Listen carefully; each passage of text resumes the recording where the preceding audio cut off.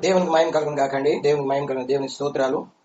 గత 13 నెలలుగా మనం ఒక వాక్యాన్ని ధ్యానిస్తూ ఉన్నాం. 7 ఏళ్ల శ్రమల కాలంలో ఎలాంటి సంఘటనలు భూమి జరగబోతున్నాయో వాటన్నిటిని గురించి మనము ధ్యానిస్తూ ఉన్నాం. గత వారం మనం ముగించుకున్న కాడ నుండి కంటిన్యూ చేయడానికి ప్రయత్నం చేద్దాము. ప్రార్థనాపూర్వకం ఉండండి. గత వారంలో మనము ధ్యానించినటువంటి వాక్యాన్ని కొద్దిగా నేను జ్ఞాపకం చేసి ముందుకు సాగాలని ఆకాంక్షిస్తూ ఉన్నాం. దేవునికి మహిమ కలుగును గాక.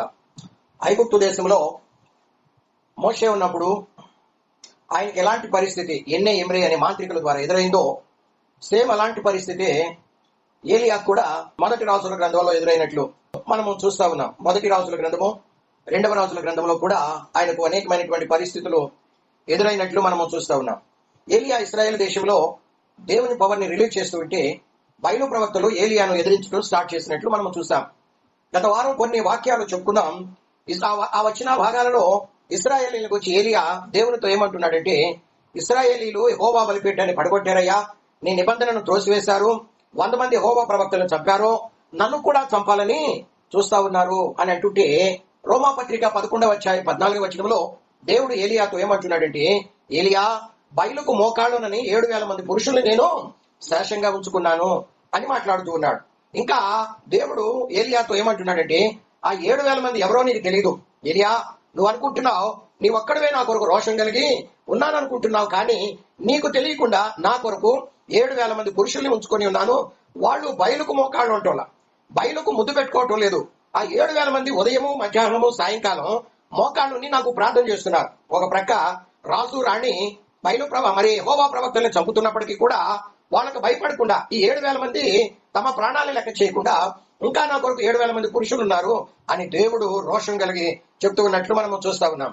ఇప్పుడు రాబోయే దినాలలో అంటే ప్రకటన గ్రంథం 11వ అధ్యాయంలో దేవుడు అన్నాడు, రాబోయే 7 ఏళ్ల శ్రమల కాలంలో మొదటి 3.5 సంవత్సరాలు నా 2 సాక్షులను నేను భూమి మీదకి పంపించబోతున్నాను.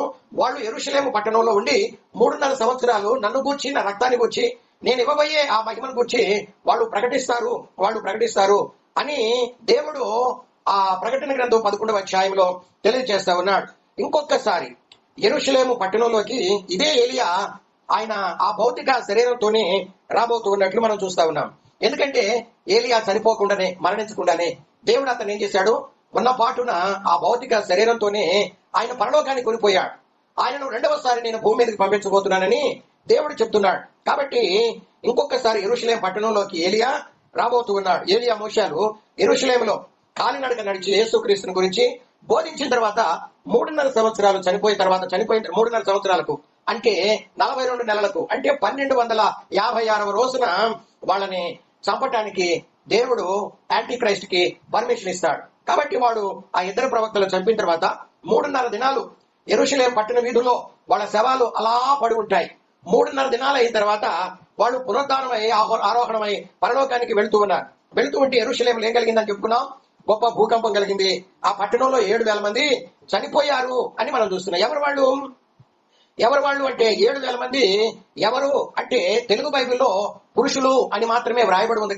మన్నించాలి, 7,000 మంది చచ్చిరి అని ఉంది. కానీ ఇంగ్లీష్ బైబిల్లో మనం చాలా జాగ్రత్తగా వెతికితే అక్కడేమని వ్రాయబడి ఉందంటే స్లెయిన్ ఆఫ్ మెన్ 7,000 అంటే ఆ 7,000 మంది పురుషులు అని ఇంగ్లీష్ బైబిల్లో వ్రాయబడి ఉన్నట్లు మనం చూస్తా ఉన్నాం.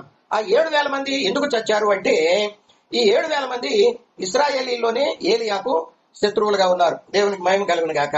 మొదటి రాజుల గ్రంథంలో ఏలియా ఒకప్పుడు భూమి మీద ఉన్న కాలంలో చావుకు భయపడక, దేవుని కంటే ఎక్కువగా తమ ప్రాణాలని ప్రేమించగా, దేవుని కొరకు ప్రాణాలకు తెగించి 7,000 మంది అక్కడ పురుషులు ఉంటే, ఇప్పుడు 2వసారి ఏలియా మరి యెరూషలేం పట్టణానికి వచ్చి యేసయ్యను గురించి ప్రకటిస్తుంటే అందరూ రక్షణ పొందుతున్నారు. అనేక మంది రక్షణ పొందుతున్నారు ఇశ్రాయేలు ప్రజల్లో. కానీ ఎన్నే ఎమ్రే మోషేను ఎదిరించినట్లు ఇశ్రాయేలు ప్రజల్లో 7,000 మంది ఏలియాను ఎదిరిస్తా వస్తారు. ఈ ప్రవచనం ఇంకా నెరవేరలేదండి. ఏలియాను 7,000 మంది మరి ఎదిరిస్తా వస్తారు ఆ మొదటి 3.5 సంవత్సరాల కాలంలో అనే ప్రవచనం ఇంకా నెరవేరలేదు. అది నెరవేర్పు కొరకై అది సిద్ధపడుతూ ఉన్నట్లు మనము చూస్తా ఉన్నాం. ఉదాహరణకి యెజ్బేల్ అంటుంది ఏలియాతో, రేపు ఈ టైంలోపు నీ తలను నరికివేయకపోతే నా పేరు యెజ్బేలే కాదు అని ఆమె పలికినప్పుడు అది విన్నటువంటి ఏలియా ఇప్పుడేం చేస్తున్నాడు, అరణ్యానికి పారిపోతా ఉన్నాడు. దానికంటే ముందు 850 మంది బయలు ప్రవక్తల్ని చంపాడు, వాళ్ళ తలను నరికేశాడు. ఇప్పుడు యెజ్బేలు ఒక్క మాట అన్నందుకు ఆయన అరణ్యంలో గుండబడి పారిపోతా ఉన్నాడు. సరే, ఏలియా బ్రతికుండగానే పరలోకానికి దేవుడు తీసుకొని వెళ్ళిపోయాడు. యెజబెలు చేతిలో ఏముందని చెప్పుకున్నాం కదా వారం, కత్తి ఉంది. కానీ ఎవరు లేరు, ఏలియా లేడు. నరకాలంటే ఏలియా కావాలి. కత్తి ఉంది కానీ యెజబెలు చేతిలో ఏలియా లేకుండా పోయాడు. కాబట్టి ఇప్పుడు ఆ కత్తితో ఎవరినో అక్కడ నరకాలి. కానీ కొన్ని దినాలకు యెజబెలు కూడా ఏమైపోయింది, యెజబెలు కూడా తిరిగిపోయింది. కానీ కత్తెలానే ఉంది. ఏలియా ఏమో దేవుడు సుడిగుండంలో పరలోకానికి తీసుకుని వెళ్ళిపోయాడు. చంపాలి చంపాలి, నరకాలి నరకాలి అనుకున్నటువంటి యెజబెలు కూడా ఆమె చనిపోయినట్లు మనము చూస్తా ఉన్నాం. కానీ కత్తి అలానే ఉంది, యెజబెలు ఆత్మ కూడా అలానే ఉంది. యెజబెలు స్పిరిట్ భూమి మీద అది ఒక దురాత్మ, అది సంచారం ఈ రోజు వరకు స్టిల్ ఈ రోజు కూడా యెజబెలు ఆత్మ భూమి మీద తిరుగుతూనే ఉంది. కొన్ని వందల సంవత్సరాల తర్వాత, అంటే దాదాపు 700-800 సంవత్సరాల తర్వాత బాప్తిస్మిచ్చే యోహాను భూమి మీద పుట్టాడు. ఆయన చూచి కొంతమంది ఏమనుకున్నారంటే ఈయన ఏలియా అయి ఉండొచ్చు అని అనుకున్నారు. ఎందుకు అలా అనుకుంటున్నారంటే ఏలియా లాగా డ్రెస్ వేసుకున్నాడు, ఏలియా లాగానే అరణ్యంలో నివాసం ఉంటున్నాడు. ఏలియా లాగానే ఎవరైనా దేవునికి వ్యతిరేకంగా కార్యాలు చేస్తుంటే ఏలియా ఎలాగో వాళ్ళని ఖండించేవాడో బాప్తిస్మిచ్చే యోహాను కూడా అలానే ఖండిస్తూ వచ్చేవాడు. కాబట్టి బాప్తిస్మిచ్చే యోహాను చూచి అనేక మంది ఏమనుకుంటూ వచ్చారు చెప్పండి, ఏలియా అయి ఉండొచ్చు అనుకున్నారు. యెజబెలు ఆత్మ అప్పటికే భూమి మీద తిరుగులాడుతూ ఉంది. అప్పటికి బాప్తిస్మిచ్చే యోహాను పుట్టి పెరిగి పెద్దవాడయ్యే నాటికి యెజబెలు ఆత్మ ఎక్కడ సంచారం చేస్తుంది, భూమి మీద తిరుగుతూనే ఉంది. యెజబెలు ఆత్మ ఏలియాని చంపాలి చంపాలి అని వెతుకుతా ఉంది. యెజబెలు ఆత్మ ఏలియా తల నరికించాలని మరి వెతుకుతూనే ఉంది. వెతుకుతూ ఉంటే కానీ ఏలియా దొరకల. ఏలియా పరలోకానికి వెళ్ళిపోయాడు. కానీ ఏలియా మీద ఉన్న ఆత్మ ఇప్పుడు బాప్తిస్మిచ్చే యోహాను మీద ఉండటం యెజబెలు ఆత్మ చూసింది. చూచి హేరోదు రాజుకు రెండవ భార్య, అంటే అక్రమ సంబంధం పెట్టుకున్నాడు కదా హేరోదియా, ఆ హేరోదియను యెజబెలు ప్రేరేపిస్తే ఇప్పుడు యెజబెలు ఏమో ఆమె కుమార్తె ద్వారా రాజును ప్రేరేపించింది. దేని కొరకు, బాప్తిస్మిచ్చే యోహాను తలను నరకాలని. ఆ రీతిగా నేను ఏలియాని నరికేశాను చంపేశాను అని అది సంతోషించడానికి. ఇప్పుడు రాజు ఏం చేశాడు, చెరసాలలో ఉన్నటువంటి యోహాను తలను నరికించాడు. అది ఆ విధంగా యెజబెలు ఆత్మ అది సంతోషించింది, నేను ఏలియా తలను నరికించానని అది తృప్తి పడింది. కానీ ఏలియా ఆత్మ బాప్తిస్మిచ్చే యోహాను మీద ఉంది కాబట్టి చాలా మంది ఏమనుకుంటూ వచ్చారు, ఇతడే రాబోయే ఏలియా అనుకుంటూ వచ్చారు. ఈ ఏలియా మరణ వస్తాడు, అన్ని చక్కబెడతాడని బాప్తిస్మిచ్చే యోహాను చంపేశారు. ఏ ఏలియా అని చెప్పుకున్నాం కదా వారం, మొదటి రాజుల గ్రంథంలో యెజబెలును ఎదిరించిన ఏలియా. ఆయన అప్పుడు చనిపోలేదు, ఆయన చనిపోకుండానే పరలోకానికి కొనిపోబడ్డాడు. కానీ ఇప్పుడు చనిపోయింది ఏలియా కాదండి, ఇప్పుడు చనిపోయింది ఎవరు, బాప్తిస్మిచ్చే యోహాను చనిపోయాడు. ప్రకటన గ్రంథం 11వ అధ్యాయంలో అదే ఏలియా రెండవసారి భూమి మీదకి వచ్చినప్పుడు 3.5 సంవత్సరాలు పరిచర్య చేసి చనిపోయి 3.5 దినాల తర్వాత పునరుద్ధారుడై పరలోకానికి వెళుతుంటే భూకంపం వచ్చి 7,000 మంది పురుషులు యెరూషలేములో చనిపోతారని పరిశుద్ధాత్మ దేవుడు అక్కడ ప్రవచనాత్మకమైన మాటలు తెలియజేశాడు.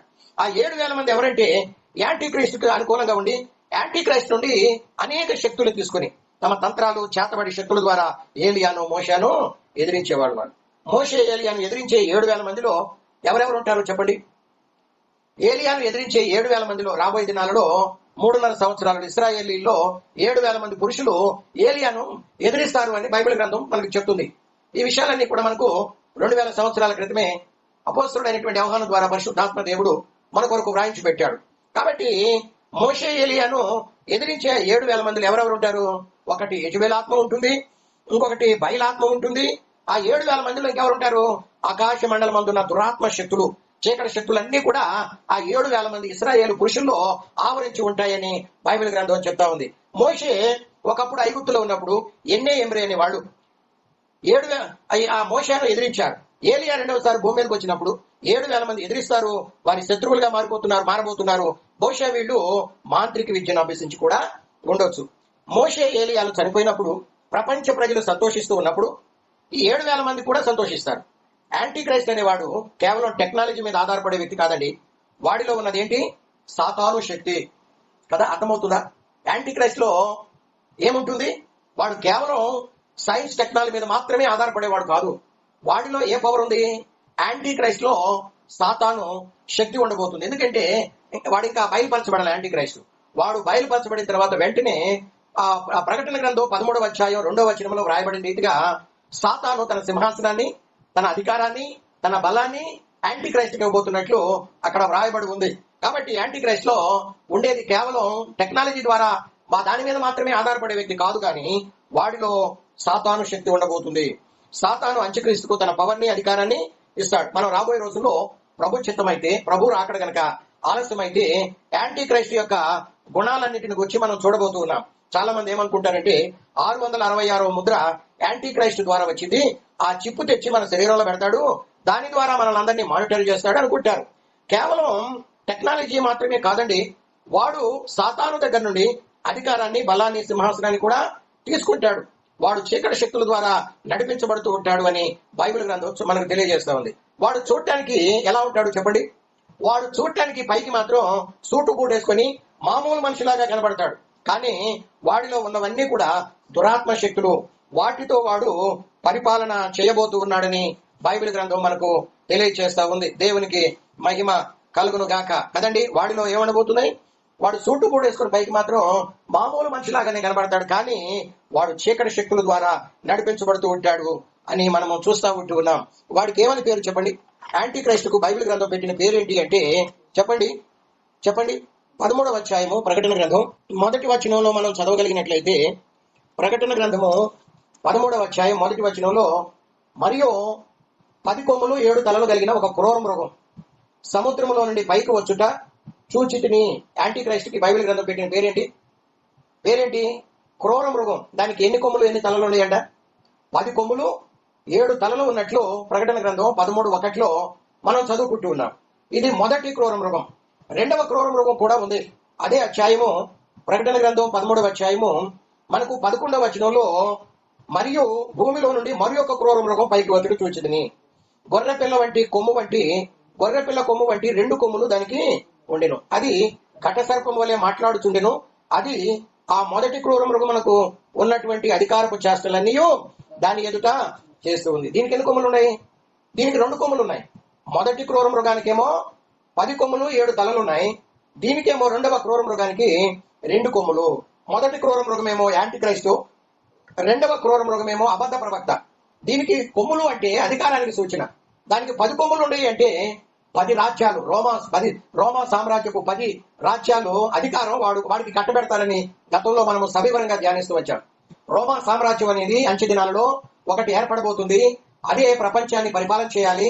కానీ వీడు కుయుక్తి చేత, యాంటీ క్రైస్ట్ చిన్న కొమ్ము కుయుక్తి చేత వాళ్ళను మోసపరిచి వాళ్ళ అధికారాన్ని, వాళ్ళ బలాన్ని వీడు వినియోగించుకొని వీడు ప్రపంచాన్ని నియంతగా ఏలుబడి చేస్తాడని గతంలో మనము చెప్పుకుంటూ వచ్చాం. దేవునికి మహిమ కలుగునుగా. 10 కొమ్ములు అంటే, కొమ్ము అంటే అధికారానికి సూచన. 10 కొమ్ములు అంటే 10 రాజ్యాలు రోమా కూటమిగా ఏర్పడి వాడికి తమ పవర్ని అందించబోతున్నాయి. 2 కొమ్ములు, అబద్ధ ప్రవక్తకి ఎన్ని కొమ్ములు ఉన్నాయి చెప్పండి? 2 కొమ్ములు.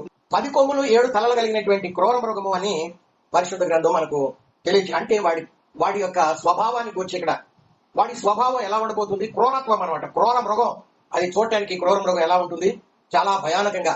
10 కొమ్ములు 7 తలలు కలిగినటువంటి మృగాన్ని మీరు కనుక చూస్తే రాత్రుల్లో నిద్రపట్టదు. అంతటి భయంకరమైనటువంటి స్వభావము వాడు కలిగి ఉంటాడు యాంటీ క్రైస్ట్ అని బైబిల్ గ్రంథం తెలియజేస్తూ ఉన్నట్లు దేవుని పిల్లలారా మనము చూస్తా ఉన్నాం. దేవునికి మహిమ కలుగును గాక. ఈ మధ్య నేను యూట్యూబ్ లో చూసానండి, ఒక వీడియో వైరల్ అవుతూ వచ్చింది. యూట్యూబ్ లో వచ్చేవన్నీ కూడా నిజం కానే కాదు, కొన్ని గ్రాఫిక్స్ కూడా ఉంటాయి. అవునా కదా? అవును, యూట్యూబ్ లో వచ్చేవన్నీ కూడా సత్యం కాదు, నిజం కాదు. అట్లానే నేను చూసినటువంటి యూట్యూబ్ లో ఆ వైరల్ అవుతున్నటువంటి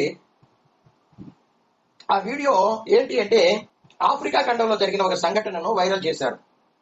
అది నిజం అని చెప్తున్నారు. అది నిజం, అది గ్రాఫిక్స్ కాదు అని చెప్తున్నారు. ఆ వీడియోలో ఏముందంటే, ఒక వ్యక్తికి చేతబడి చేశారు. ఆ చేతబడి ఎంత భయంకరంగా ఉంటుందంటే, ఆ వ్యక్తి తొడల దగ్గర నుంచి, ఎవరికైతే చేతబడి చేయబడిందో ఆ వ్యక్తి తొడల దగ్గర నుంచి క్రింది వరకు పాదాల దాకా, అంటే కాళ్ళేమో ఆవు కాళ్ళలాగా మార్చబడ్డాయి. ఆ వ్యక్తికి వెనక ఒక తోక కూడా వచ్చింది. కొంతమంది నిజం అంటారు, కొంతమంది ఏమో గ్రాఫిక్స్ అంటారు.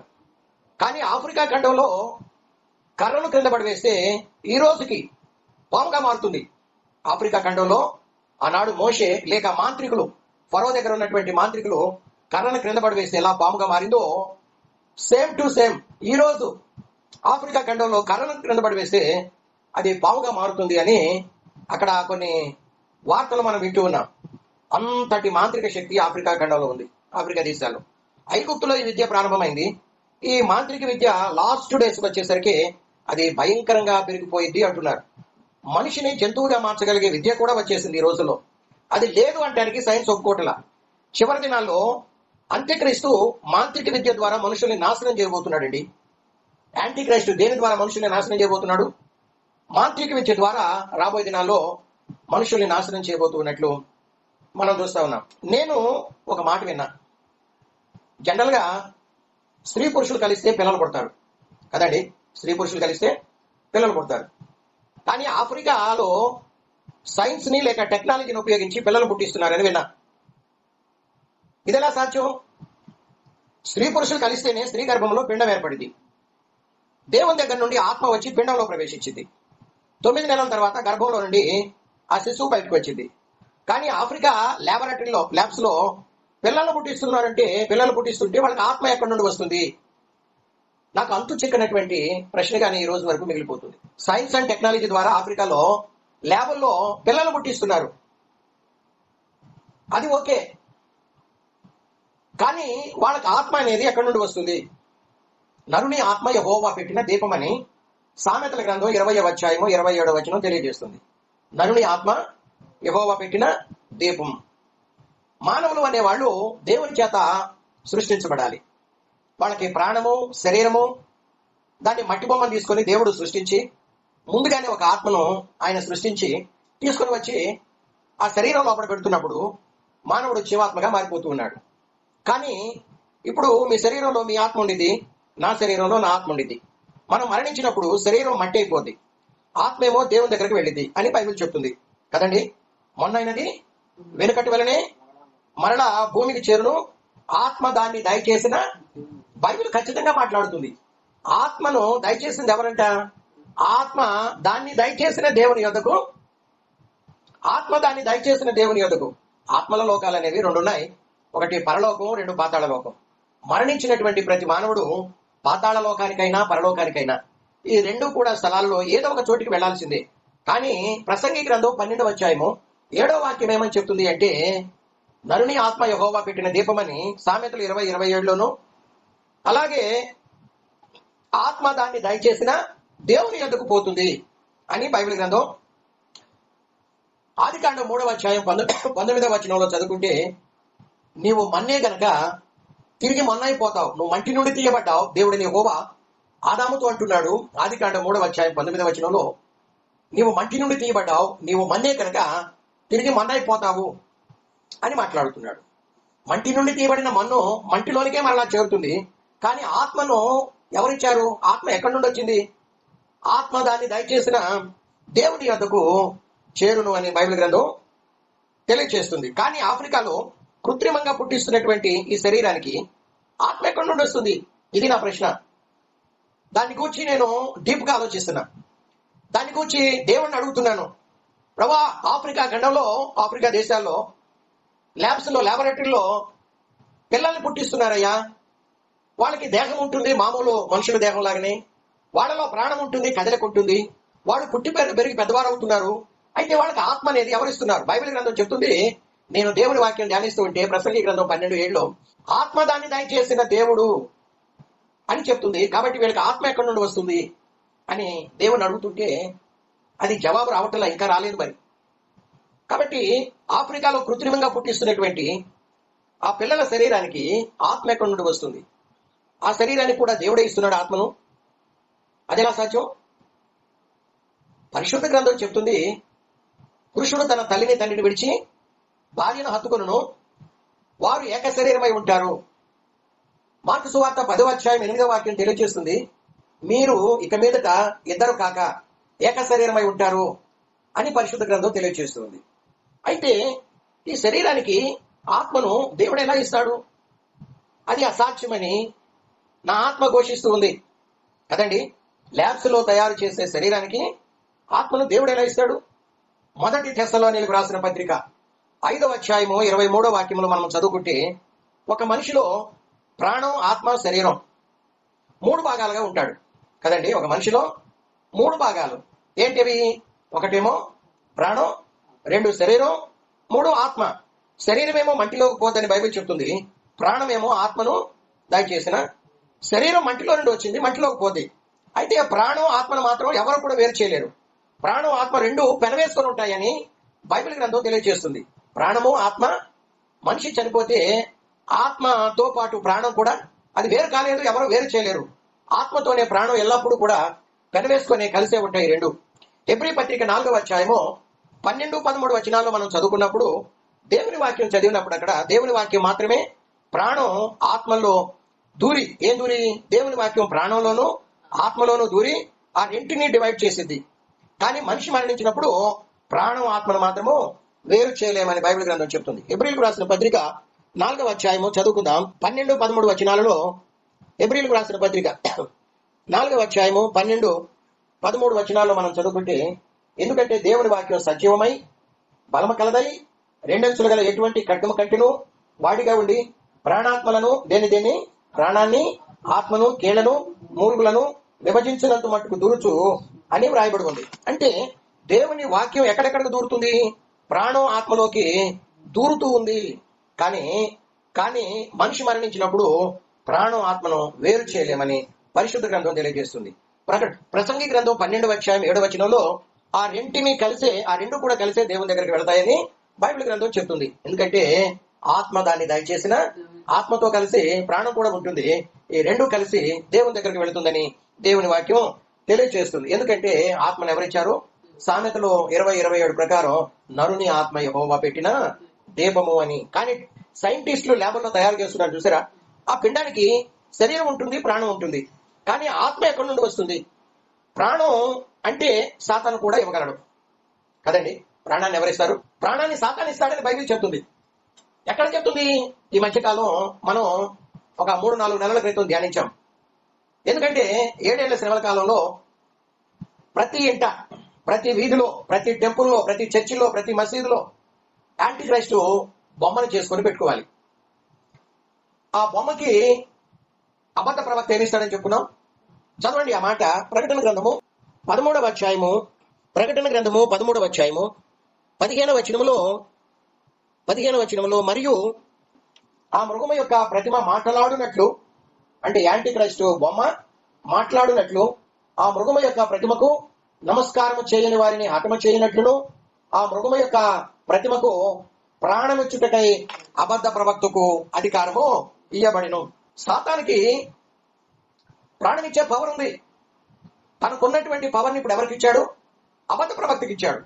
అబద్ధ ప్రవక్త యాంటీ క్రైస్ట్ బొమ్మలకి ప్రాణం ఇస్తున్నట్లు మనం చదువుకున్నటువంటి వాక్య భాగంలో మనము చూస్తా ఉన్నాం. కానీ అంచె దినాల్లో ల్యాబ్లో తయారు చేయబడేవారు మనుషుల్లాగానే ఉంటారు. వాళ్ళకు కూడా ప్రాణం ఉంటుంది, ఆత్మ ఉంటుంది, శరీరం ఉంటుంది. కానీ వాళ్ళకి ఆత్మను ఎవరు ప్రొడ్యూస్ చేస్తున్నారు? ల్యాబుల్లో తయారు చేయబడ్డ పిల్లలు పెరిగి పెద్దవారు అవుతున్నారు కదండి.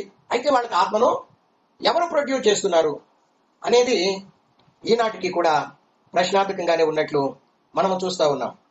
మనము త్వరగా ముగించుకుంటానికి ప్రయత్నం చేద్దాం. ఉదాహరణకి మత్తయి సువార్త 23వ అధ్యాయం 33వ వచనంలో యేసు ప్రభు కొంతమందిని చూసి ఏమన్నాడంటే, సర్ప సంతానమా. ఏమన్నాడు చెప్పండి? సర్ప సంతానం అంటే సర్పానికి పిల్లలు, అంటే సాతాను పిల్లలు. వారి లోపట సర్పానికి సంబంధించినటువంటి ఆత్మ పనిచేస్తుంది కదండి. యోహాను సువార్త 8వ అధ్యాయం 44వ వచనంలో మరికొంతమందిని చూసి యేసు ప్రభు ఏమన్నాడు? మీరు మీ తండ్రి అయిన అపవాది సంబంధులు.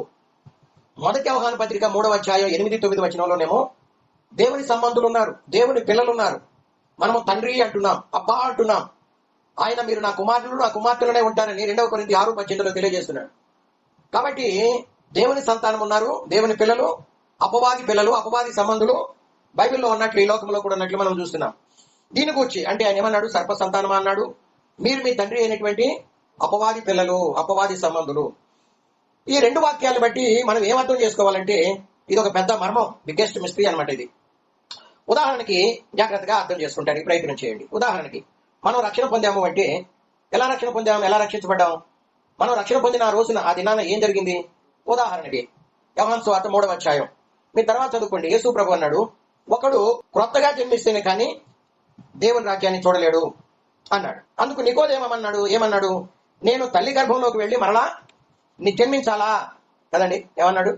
నేను తల్లి గర్భంలోకి వెళ్ళి మళ్ళీ జన్మించాలా అంటే ప్రభు అన్నాడు, ఒకడు నీటి మూలంగాను ఆత్మ మూలంగాను జన్మించాలి, వాడే దేవుని రాజ్యాన్ని చూడగలడు అన్నాడు కదండి. ఆత్మ మూలంగా జన్మించడం అంటే ఏంటి? ల్యాబుల్లో, ఆఫ్రికా ల్యాబుల్లో తయారు చేయబడే ఆ పిండాలు, ఆ పిల్లలు, ఆ దాని గురించి మనకు అర్థం కావాలంటే, వాళ్ళకి ఆత్మ అనేది ఎక్కడి నుండి ప్రొడ్యూస్ చేయబడుతుంది అనేది మనకు అర్థం కావాలంటే కొంచెం మనం పరిశుద్ధ గ్రంథంలోకి వెళ్ళాలి. యోహాను సువార్తలో యేసు ప్రభు చెప్పిన సన్నివేశం, ఒకడు నీటి మూలంగాను ఆత్మ మూలంగాను జన్మిస్తే గానీ వాడు దేవుని రాజ్యాన్ని చూడలేడు అన్నాడు. ఆత్మ మూలంగా జన్మించడం అంటే ఏంటి? మనం తల్లి గర్భంలో నుండి వచ్చేటప్పుడే, తల్లి గర్భంలో నుండి ఈ లోకంలోకి వచ్చేటప్పుడే మనం శరీరం, ప్రాణం, ఆత్మ మనకు ఉంటుంది. కానీ మనం ఏ రోజు అయితే మన పాపాలని ప్రభు దగ్గర ఒప్పుకుంటున్నామో ఆ రోజు మన శరీరంలో ఉన్న మన ఆత్మ నూతన జన్మ పొందుకుంటుంది కదండి. అంటే దేవుని ఆత్మ మానవ ఆత్మలోనికి వస్తాడు. అప్పుడు క్రీస్తులో మనం క్రొత్తగా జన్మిస్తాం. అప్పుడు క్రొత్త మనసు, క్రొత్త స్వభావం మనలోకి వస్తుంది. క్రొత్త వ్యక్తులుగా మారుతున్నాం. శరీరం ఇప్పుడున్నట్లే ఉంటుంది, ప్రాణం కూడా ఇప్పుడున్నట్లే ఉంటుంది. కానీ శరీరం లోపల ఉన్న ఆత్మ మాత్రం దేవునితో కనెక్ట్ అయి ఉంటుంది. ఆ రోజు నుండి మనము దేవుని కుమారులుగా, కుమార్తెలుగా మార్చబడతాం. ఇదే ప్రక్రియ సాతాను చేశాడు అనుకోండి కదా. మనం రక్షణ పొందినప్పుడు దేవుని ఆత్మ మనలో చేసినటువంటి ప్రక్రియే ఇప్పుడు సేమ్ ప్రక్రియ సాతాను పిల్లల్లో చేశాడు అనుకోండి. అంటే కొంతమంది మాంత్రిక శక్తుల ద్వారా సాతాను దగ్గరికి వెళ్ళి సాతాన్ని తమ దేవునిగా, ప్రభువుగా అంగీకరిస్తారు. సాతానుకు వాళ్ళ జీవితాన్ని సమర్పిస్తారు. వాళ్ళు సమర్పించుకున్న రోజున, ఏ రోజునైతే సాతానుకు సమర్పించుకుంటారో, వాళ్ళు సాతానుకు సమర్పించుకున్న రోజున సాతాను ఆత్మ వాళ్ళ ఆత్మలోకి వచ్చేసింది. వాళ్ళ ఆత్మ సాతాను ఆత్మతో కనెక్ట్ అయితే అప్పుడు వాళ్ళ ఆత్మ సాతానుకు జన్మించిన ఆత్మగా మారిపోతుంది. వాళ్ళు సాతానుకు పుట్టినట్లే. అందుకే యేసు ప్రభు అన్నాడు యోహాను సువార్త 8:44 వచనంలో, మీరు అబ్రాహాము పిల్లలు కాదు, మీరు మీ తండ్రి అయిన అపవాది పిల్లలు అని అంటుంటే, మీరు సాతానుకు పుట్టారు అని అంటున్నాడు ఆయన. అప్పుడు యూదులు అన్నారు, మేము అబ్రాహాముకు పుట్టామయ్యా, మా డిఎన్ఏ అబ్రాహాముకు చెందింది, మా శరీరాలు అబ్రాహాముకు చెందినవి అంటుంటే, ప్రభు అంటున్నాడు, మీ శరీరాలు అబ్రాహాముకు చెందినవై ఉండొచ్చేమో, కానీ మీ లోపల ఆత్మ ఉందో చూసారా, ఆ ఆత్మ సాతానుకు చెందింది అని అంటున్నాడు. 7 ఏళ్ల శ్రమల కాలంలో మొదటి 3.5 సంవత్సరాలు ఆ ఇద్దరు ప్రవక్తలు వచ్చినప్పుడు అంత్యక్రీస్తు అనేవాడు సాతాను కుమారుడిగా ఈ భూమి మీద ఉండబోతున్నాడు కదండి. ఆ ఇద్దరు ప్రవక్తలు వచ్చినప్పుడు మొదటి 3.5 సంవత్సరాల్లో యాంటీ క్రైస్ట్ అనేవాడు సాతానుకు కుమారుడిగా ఈ భూమి మీద ఉండబోతున్నాడు. వాడితో పాటు ఈ 7,000 మంది సాతాను తమ దేవుడికి అంగీకరించి, మనం ఎవరిని గురించి ఇంతకాలం చెప్పుకుంటున్నామో ఆ 7,000 మంది ఇశ్రాయేలీలో 7,000 మంది కూడా సాతాను తమ దేవుడికి అంగీకరించి వానికి మొక్కే వాళ్ళందరూ, వాళ్ళ శరీరాలు మాత్రం మానవ శరీరాలుగానే ఉంటాయి, కానీ వాళ్ళ లోపట వాళ్ళ ఆత్మలు మాత్రం సాతానుతో కనెక్ట్ అయి ఉంటాయి. వాళ్ళు సాతాను సంతానం, సాతాను సంబంధంలో ఆ 7,000 మంది పురుషులు సాతానుకు చెందిన వారు. వాళ్ళలోనికి సాతాను ఆత్మ వచ్చింది. ఎందుకంటే సాతాను వాళ్ళు దేవుడిగా, ప్రభువుగా, రక్షకుడిగా వాళ్ళు అంగీకరించారు. నేను అనుకుంటాను యాంటీ క్రైస్ట్ దగ్గర నుండి వీళ్ళు కొన్ని మాంత్రిక విద్యను నేర్చుకుని ఉంటారు. సాతాను శక్తులను వాళ్ళు పొందుకున్నారు కదండి. కాబట్టి ఆ ఇద్దరు ప్రవక్తలు చనిపోయి 3.5 దినాల తర్వాత ఇదిగో ఇక్కడికి ఎక్కిరండి అనే స్వరం వింటున్నప్పుడు వాళ్ళు సజీవులై పరలోకానికి ఆరోహణ వెళ్తుంటే వాళ్ళ శత్రువులు వాళ్ళని చూసి ఆ గడిలోనే గొప్ప భూకంపం వచ్చి యెరూషలేము పట్టణంలో 10వ భాగం కూలిపోయింది. ప్లస్ ఆ భూకంపం వల్ల ఈ మోషే, ఏలియాకు ఎదురిస్తూ వస్తున్నటువంటి ఈ 7,000 మంది కూడా సాతాను సంతానం చచ్చారు అని ఉంది. కాబట్టి దేవుని పిల్లలారా, ఏలియా మొదటిసారి భూమి మీద ఉన్నప్పుడు దేవుని కొరకు 7,000 మంది పురుషులు నిలబడితే, రాబోయే దినాలలో, అంచె దినాలలో, 7 ఏళ్ల శ్రమల కాలంలో ఏలియా రెండవసారి భూమి మీదకి వచ్చినప్పుడు సాతాను ద్వారా జన్మించిన 7,000 మంది ఏలియాని ఎదిరిస్తారు. కాబట్టి ఆ 7,000 మంది చనిపోతారు అని మనము చూస్తా వచ్చాం. తలలు వంచండి. మనము ఎవరి ఆత్మను కలిగి ఉంటున్నాం?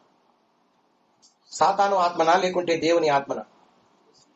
బైబిల్ గ్రంథం తెలియజేస్తుంది ఆ 7,000 మంది ఇశ్రాయేలు పురుషులు చావటానికి కారణం ఏంటి అంటే, వాడు సాతాను ఆత్మను కలిగి సాతానుతో కనెక్ట్ అయ్యి సాతాను కుమారుడిగా భూమి మీద ఉంటున్నటువంటి ఆ యొక్క యాంటీ క్రైస్ట్తో కలిసి దైవ దాసులైనటువంటి ఆ ఇద్దరు ప్రవక్తలు వాళ్ళు ఎదురిస్తూ వచ్చారు. మాంత్రిక విద్యను అభ్యసించారు. వాళ్ళు సాతాను దేవుడిగా, రక్షకుడిగా, ప్రభువుగా అంగీకరించారు. వాళ్ళలో సాతాను ఆత్మక్రియ చేస్తుంది.